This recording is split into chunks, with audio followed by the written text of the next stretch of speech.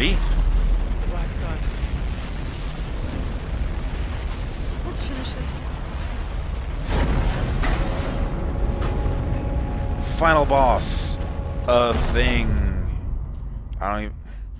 Something... Oh, I don't know what this is. Well, it can't be worse than Navajo Sand Monster.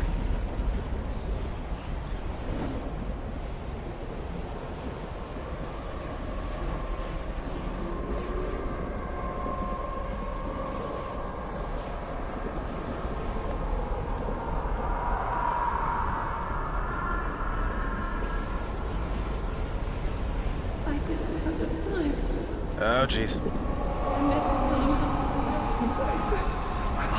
Oh, God, it's a giant, acrid, cloud of people's regret. And also piss. Who are they? Souls! Lost Yeah, souls! yeah, I got that.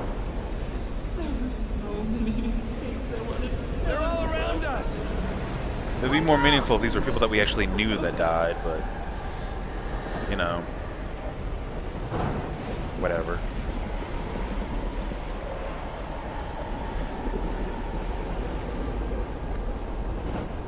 So this is Metal Gear Solid 3. My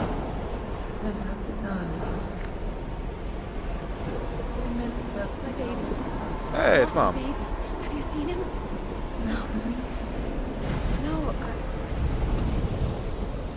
Or, no, that was, what's her face? That was Tuesday, wasn't it? Ryan? Oh, good job. Ryan! Ryan, you had one job.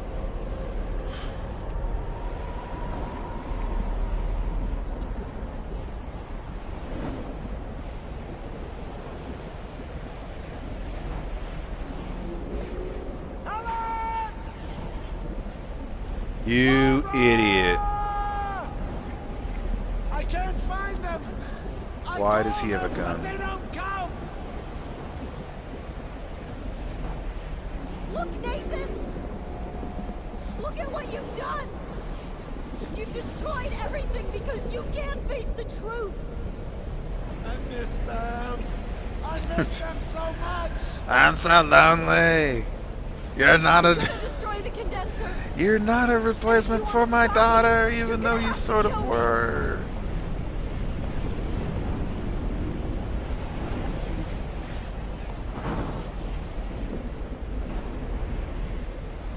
You're not gonna stop me, Joe. You're not Oh, gonna stop me from shit. seeing my family again. Put an end to death. No one will have to suffer what I suffered. No one will ever be separated again. Alright, I guess we'll just crush Willem Dafoe's throat.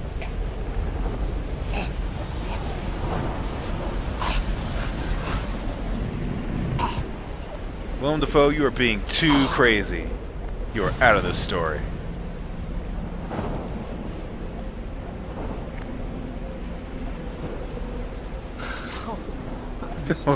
Well, sure, that's... This is the Care Bears ending, what the hell? You're the only one who can fix this, Jody. Yeah, thanks for making this mess for me, asshole. Do it for me.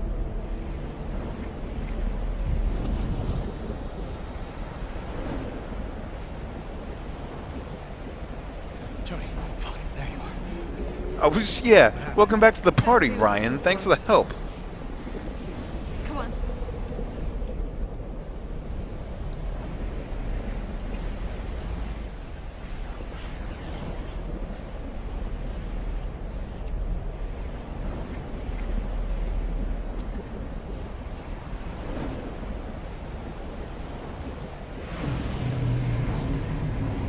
It'd be funny if the two kids from Heavy Rain were in here.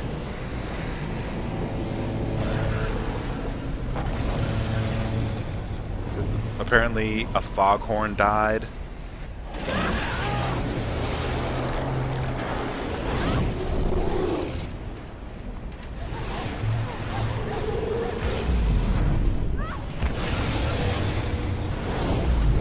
Sick rolls.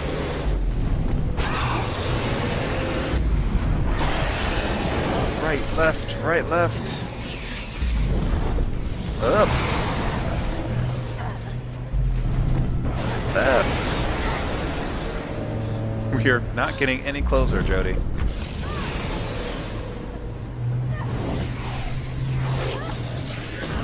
Mash X. Ryan is pulling his weight right now. What are you doing? Monsters! Thought these damn belts would be dead. And the belt's down. Everything Ryan says is terrible. You should never bring Ryan anywhere. Ryan is the walking, living embodiment of what's the worst that could happen. Fuck, I gotta think. Think of something.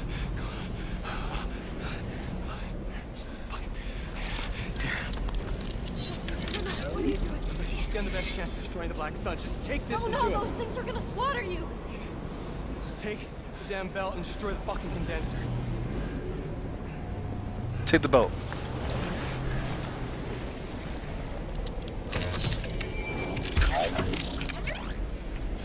Ew, no, ew, hey, Yeah, ew. before I change my mind. Bad touch.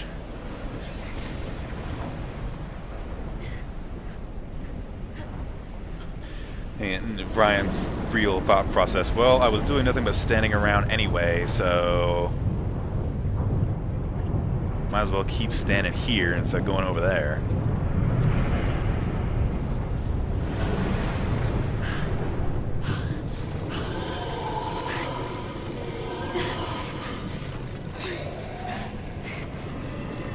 We inject you with a neuro acid, which will put you in a permanent coma.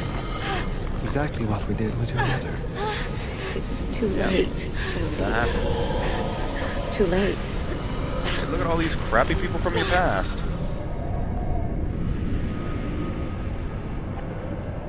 Oh, getting all the mashies out. Mash! ماذا فعلت ذلك؟ فكرت أنك صديقتي. Oh, shake the controller! Or else the Dark Souls people get me.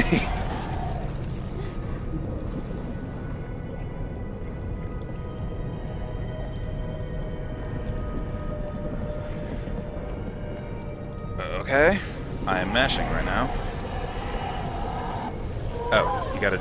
Oh, God. Oh, hey. No, Uh-oh. I can't die. Not now. No! Oh, am I getting the bad end? Ooh, I might actually be getting the bad end.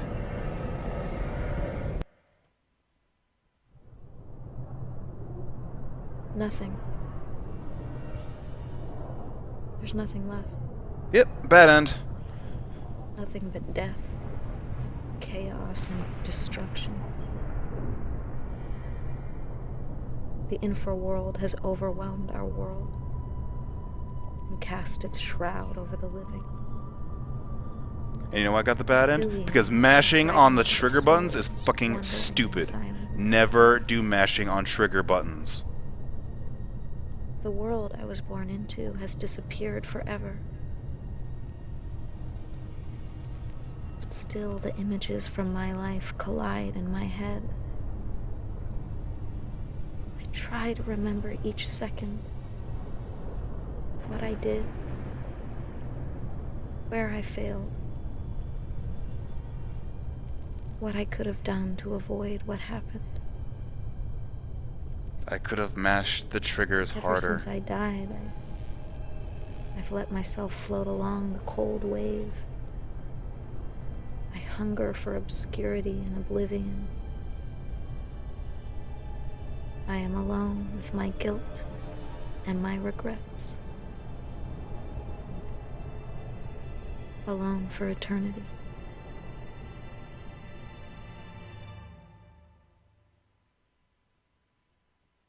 That's a pretty cheesy bad end. Credits. Hey, you know what? I think I'm gonna stop there. Next time, I'll kill everyone. My God, I was so afraid I lost you. So that's There's no telling what we'll Beyond find Two out. Souls, How much because I time do we really have don't after feel Mac like makes going up back story? and I'm not coming back. trying to get the good endings. You know what? Honestly, that is kind of fine. And I'm locked up in here. She's more than amazing. I mean, She's what can I say? It's She's getting away! I mean, let's talk about this as a video game. It's just not very good because there's no sense of urgency. There's never a point where you feel like you're about to lose. Like, I never got here. This never happened for me. Like, it's almost poetic that this game ends on a bad end because, like, literally the game spends all of its time doing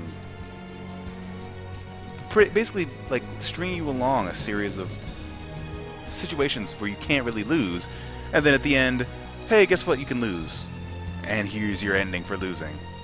Great. It really does feel like this is the story we wanted to tell. It doesn't really matter if there's 5 more endings. This, what I'm seeing right now, is the story that they wanted to tell. Oh god, this is a Hans Zimmer soundtrack. It's such a waste. But yeah, it's...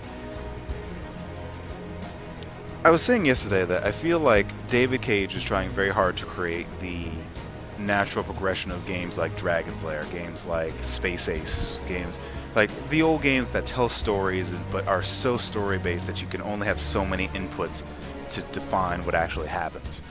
And if you're looking at it that way, this game almost works because, you know, up until the story starts getting silly, it's not bad. It's like it's stringing you along. It makes you want to know what's happening. But I mean, as a game, it's just not great. It's sort of... The Walking Dead makes you think that even if you fail really important things, the outcome is more important than what you... The outcome is so much more dire than it would be had that thing not happened. Now, we know now that in Walking Dead, your choices don't matter as much as we thought they did at the time. Like, the same outcome always happens. And that's cool, that's fine, they're telling a story, but the way that things happen is so much more eventful for your experience in playing, that it's that much more important. With this, it felt like literally until the end, none of my choices mattered, because everything ends up working the same way. It's just going down a very strict linear path. So it's not really a game, it's just an interactive movie. More so than Heavy Rain or Indigo Prophecy, because at least in those ones, Indigo Prophecy tries to be like this stupid game of like memory, or what's that?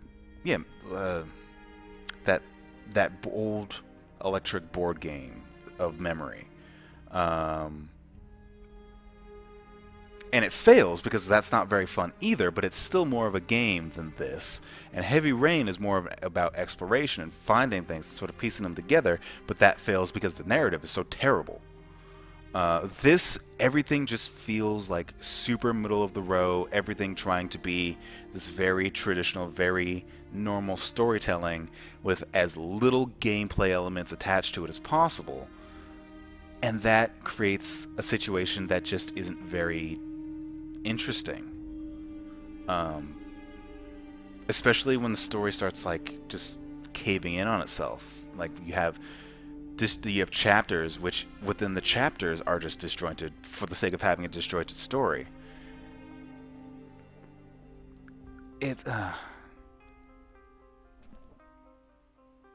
David Cage doesn't have his stride down yet.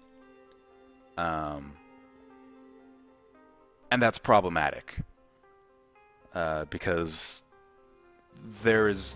this game's budget was so big and it has so much talent, and for it to really just be sort of a B script story and a D-list game. There are dozens of games out there doing what this game does with far smaller budgets and far weaker hardware, and are telling more compelling stories and are being more interesting games than this could ever be. So, no. I mean, to be fair, oh god, that's tacky.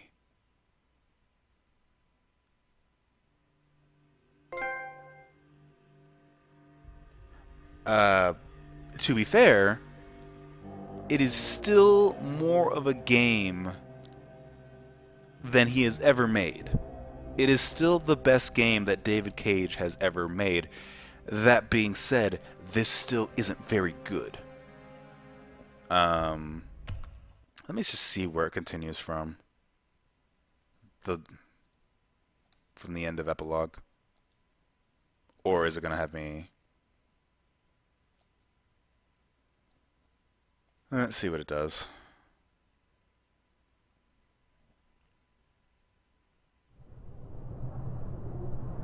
Nothing. Yeah, it's just the ending again. The bad end. There's nothing. Okay. Back to main menu then. Yep. Well, that's it then. Beyond Two Souls. David Cage hasn't learned from his mistakes. Or maybe he has. But in doing so, he has created something that is only marginally better than his previous efforts. And his previous efforts were something that were pretty laughable. So... I'm glad I did not buy this. I'm glad that in order to experience the whole thing, I only spent $4. But... I can't even say that this game has a whole lot of problems, just because the design aspect of it is very deliberate. It's just not compelling, which I think is the biggest problem. There's never a point where you get sucked into the game. It's around every corner there's something else that's off that pulls you out of the entire experience. And sometimes it's gameplay, sometimes it's story, like taking a hard right. Sometimes it's the inanity of what you're actually doing compared to the rest of the story. Like the quiet moments that aren't quiet because you're still having to deal with these really clunky controls and this really clunky camera. So the limitations of the gameplay are screaming at you. But I don't know. It's just not great.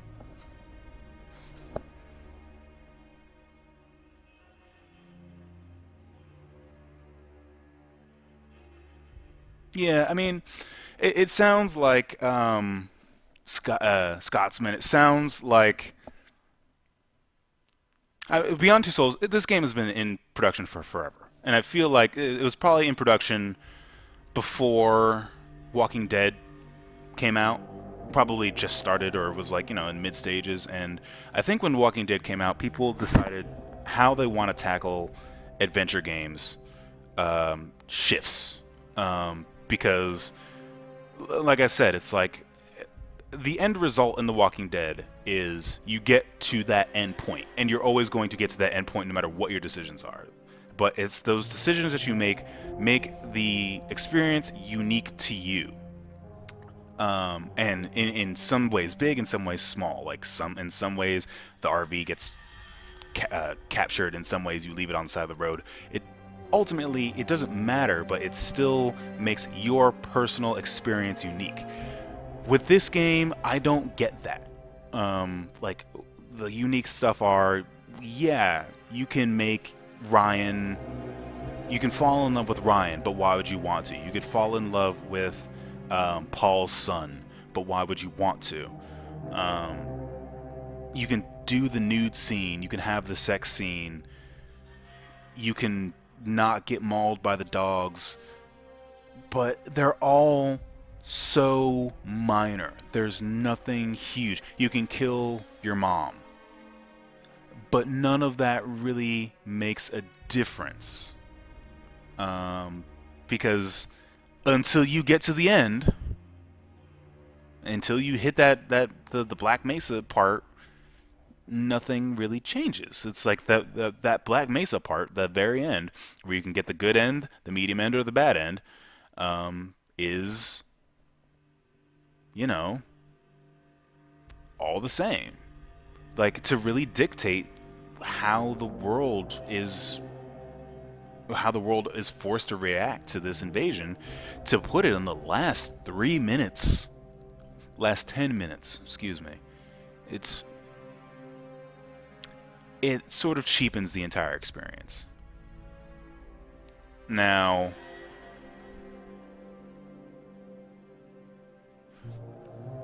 I don't know.